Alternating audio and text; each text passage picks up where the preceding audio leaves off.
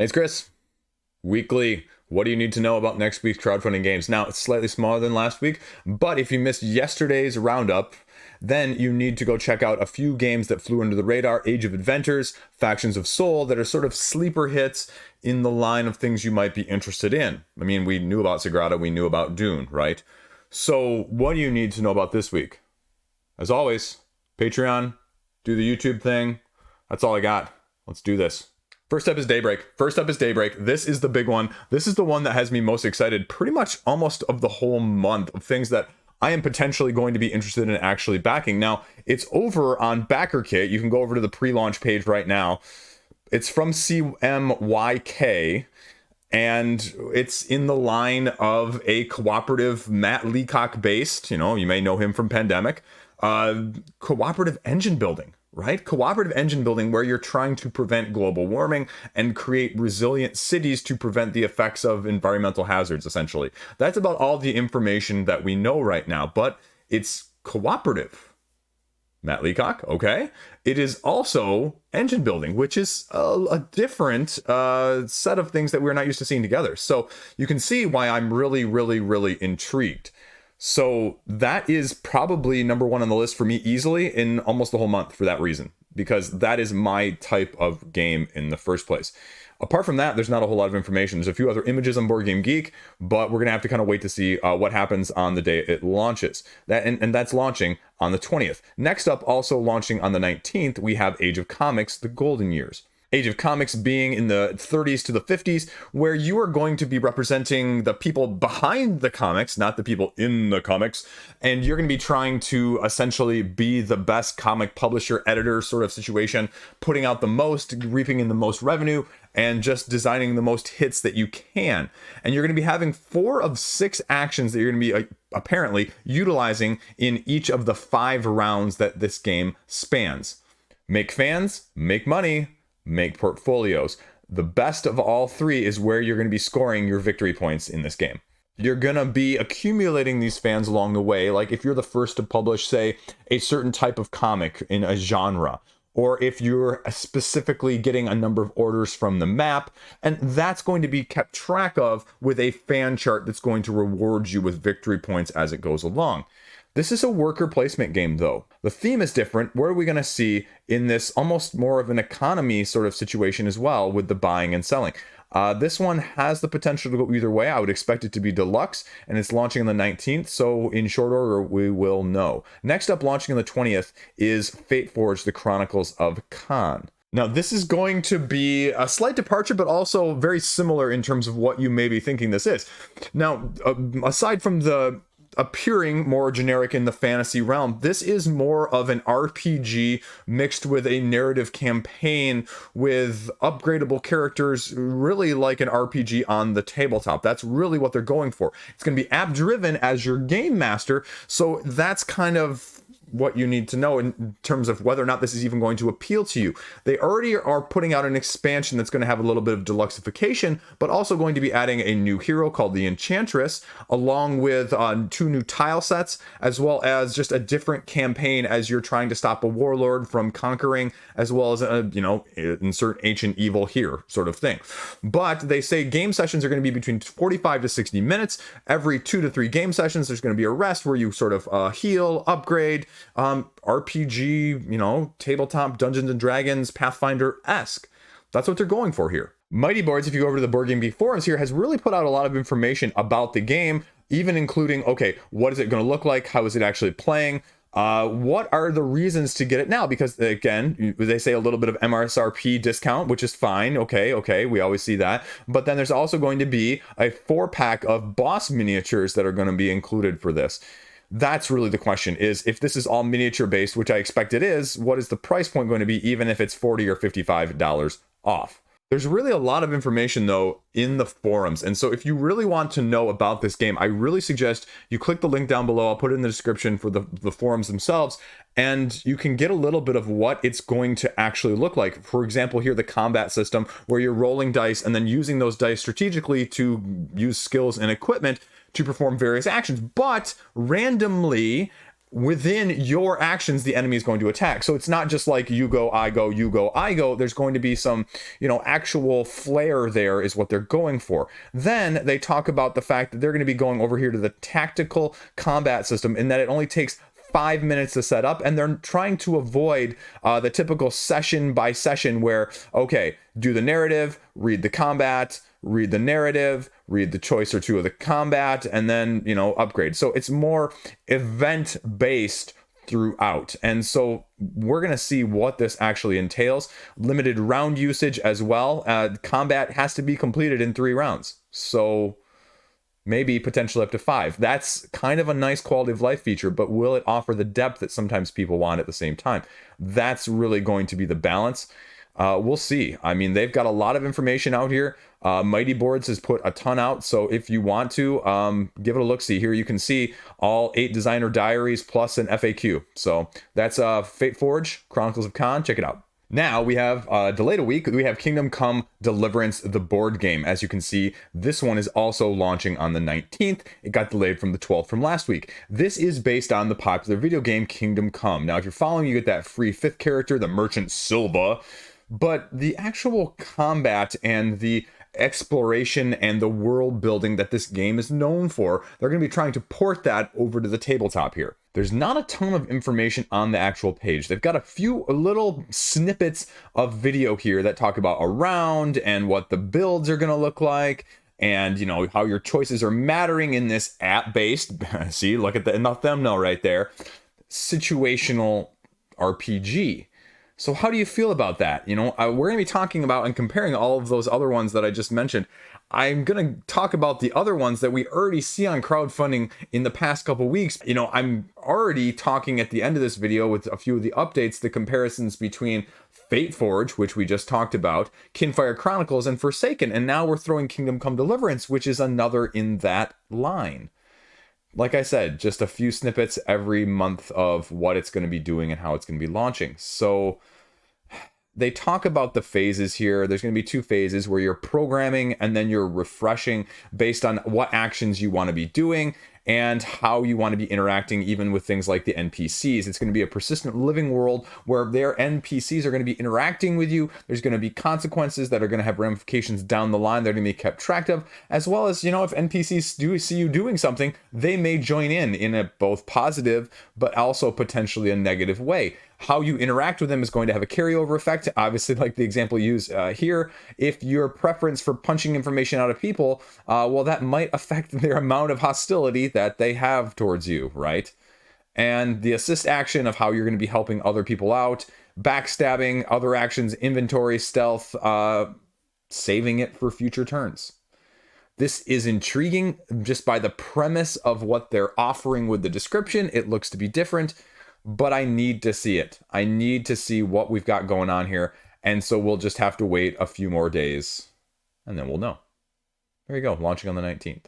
Next up, we have a very interesting take on the dexterity aesthetic side of things, and this is Moku Tower. Now, you may remember Moku Tower from the original, where you were just stacking on these very, very nice wooden blocks. Now, this is the Endless Tower. This is a variation of the original. In this game, you're actually going to be attacking someone else's tower. So it's not just making a tower for a certain time or making a tower a certain height. You actually have to be able to fend off other people like throwing or flicking things at your tower. So take that for what you will. So as the game goes on until someone scores what are known as marks, 20 marks is the winner, but you have 3 people essentially playing. You have 2 people building, each in their own situation, and then you have the attacker who is going to be rolling those dice that you can see in the picture, and that dice roll is going to determine how or in which way and which tower that they are essentially going to attack. So kind of cool. I wonder what they're going to do. Obviously 3-player count's a little bit different. Does it play at 2? Does it play at 4? How does the variation look? What does that kind of give us? And this is solid wood, and their last campaign was relatively expensive. I mean, the price of wood has gone up significantly, and these are big chunks of wood. So something I didn't think I'd be saying this week, but you know, there you go. So that's Moku Tower. That's launching on the 20th as well. Then we have ArchRavels. This is a set collection knitting based game where you are knitting, right? Drafting, set collection, combination. There's a couple expansions out right now. We're getting a new expansion called the Magic Socks expansion launching on the 20th. So as you can see here, this actually just gives you a nice sample of what you're going to be doing, how you're going to be scoring. And so you're going to have projects, requests, and patterns that you're going to be learning. And each of those are going to give you different amounts of points. And then you also have unfinished requests and leftovers that are going to take away. So that's the scoring gist of things. You can see a little bit of the yarn that you're going to be using, the yarn, quote unquote, and then you can see a little bit of what the game actually looks like. You can go over to their website here on XYZ Game Labs. It has the Dice Tower seal of approval, and it gives you a little bit more information. You can even buy it and pick it up if you want to. 2 to 4 players, resource management as you're gathering these supplies, crafting, finishing patterns. The question just is going to be, what is the Magic Sock expansion? This stuff that comes out of my mouth sometimes in these videos. What is the Magic Sock expansion going to give us? What's more of incentive to get it now versus even on their website? So we'll see when that launches on the 20th. And then last up, we have a sort of a set collection card drafting, card play style of game based on the 10 plagues from the Old Testament Torah. And you are going to be having a hand of cards that is going to be basically draw one, play one. But depending on what you play, it's going to have different actions. And then as you complete certain collections or objectives, when you're playing these cards, a new plague is going to be revealed. And that's going to force you to be more tactical in how it's going to change your hand potentially. It's either going to make, I'm assuming, like discard, add cards, rearrange cards, something with your hand and what the game is going to be doing each time that one is revealed. You're going to be creating a pyramid, which is why the 10 of them are in the shape of that in the first place. And as you go, you're going to be creating this pyramid. And at the end, after all 10 of those are revealed, the person with the most pyramid points is the winner. So you can see here, they give you examples of what the blood one is looking like and the frog. So you can see how they're going to change your hands when they're revealed. So there you go. That's launching on the 19th. One last one, actually, just kidding, teased you there for a second, but we have Fences, and this is more for the expansion, Fences the Ranch, where you're going to be monitoring and managing a ranch and creating various actions and tile placement sort of in a set collection manner. Basically, you're just building pens for various animals as well as fields in your farm. But the new expansion, the ranch, is going to give you other actions like driving the tractor and a couple other things. They say actually 9 like mini modular expansions is what it sounds like on the Board Game Geek description. And so this one is also going to be launching on the 20th. There, now I'm done. So now we're going to go over and do something slightly different because I completely missed Fugitive, the second run, with Run over on Backerkit the past 2 weeks. And instead of trying to shoehorn it at the last minute into yesterday's video, I'm just going to talk about it right here. This is from Flower Games. You may know them from Burglar Brothers, that sort of thing. This is the second time around, obviously, for Fugitive, and then Run is a new game. Fugitive is a card bluffing game where you're gradually either and these are both 2-player, where you're gradually trying to make it to your hideout, or you're trying to stop the villain from getting to the hideout through the use of 42 cards. And you have 42 cards that you're going to be basically slowly scaling up along the way while you go. And as you're going, the person opposite you is going to be trying to guess your hideouts that you're stopping at, because you can only go like 1 to 3 numbers higher than the one you're at currently. And so they're going to be trying to guess all of your hideouts along the way. And if they guess them all correctly and they get them all by the end, they win. If you make it to card 42, you win. Well, there's a slight caveat asterisk in there because they can continue to guess at the end of the game until they miss one. But that's the sort of gist of the game. They're taking the mind management system with permission and using the shift to allow you to balance the game accordingly if you have 2 people of unequal skill, depending on who is winning and who has a higher, better aptitude for the game in the first place, I guess.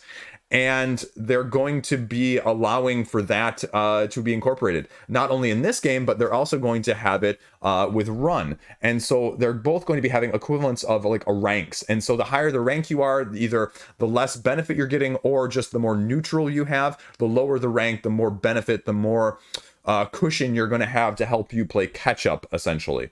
So if we go down here to Run is more battleship, if you will, to the card side of things, because you each have your own hidden screen, and behind that you're going to be choosing how you're going to be moving around from building to location, where one is the helicopter with the agent trying to find them, and the other is the robber, villain, thug, whatever you want to say, trying to avoid them, trying to make it to a certain number of stashes, and then finally a hideout at the end in order to win. And so it's going to be a competitive, asymmetric bluffing game in a different way.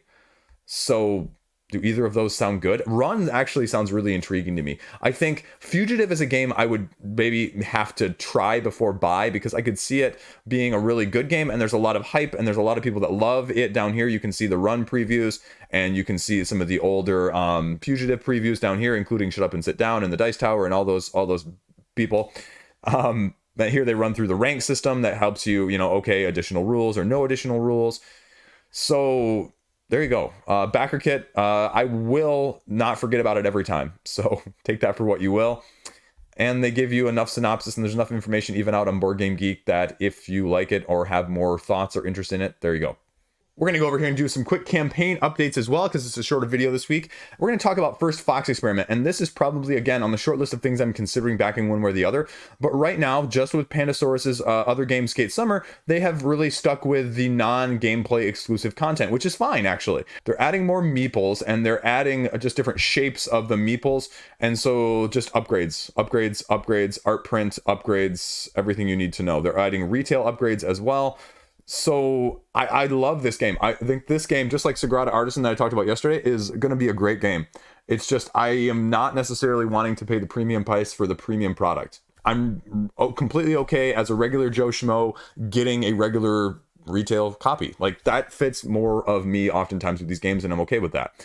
Merchants of the Cove, though, however, is adding more and more content into this exclusive box, this extra stretch goal box, are cards, more shape, more inventor cards, everything that you need there. So this one is a game that I really kind of wish I had a copy of to play, because if I could know a little bit of the hands-on, because it's up here and down here, whether or not it's going to be appealing, I just don't know. And it's got 12 days left, thankfully. A lot of these have a lot of days left, so I have some time. So it's not like I have to decide soon, but, it sits with you, because it's a lot of money, especially when you're looking at Daybreak, because I have no clue what Daybreak is going to look like either. Forsaken is doing the same thing. It doesn't really have a lot of expansion or unlocked content, so I give Game Trace a lot of kudos for that. Like, not putting a lot of FOMO, and that's probably why it's kind of tapered off a little bit in terms of the funding. But again, this, as well as the one we're going to talk about right after this, compared to as well Fateforge, Kinfire Chronicles here, they're all so similar. They're all occupying such a similar niche, and we're seeing all of them within a couple weeks of each other. Kinfire being more standee, and again, more RPG, but Forsaken being really more of a sandbox rather than a crawl RPG. So there's definitely some overlap. There's definitely some differences. I mean, I wouldn't compare the Forsaken being the same as the other two, but the other two, especially Kinfire and Fateforge, are going to be very similar niches for people. And the real question just is, how many of these can you back? How many of these can you get? Oftentimes it's less an issue of money, and it's more of an issue of, I don't do this full time. I don't play games full time. So how many of these can I get played? And that's really what I think, when those three come down to it, you're looking at in terms of competition. So wanted to put that out there. Almost Innocent is doing daily unlocks. If you missed that, they've got 11 days of unlock, a little bit of content, a little bit of extra missions, a little bit of extra epilogue, a little bit of deluxeification. So they're really actually doing well. I mean, I think comparatively, you're going to look at this and go, wow, because it's only $74,000. This is a $30 game, folks. $30 game.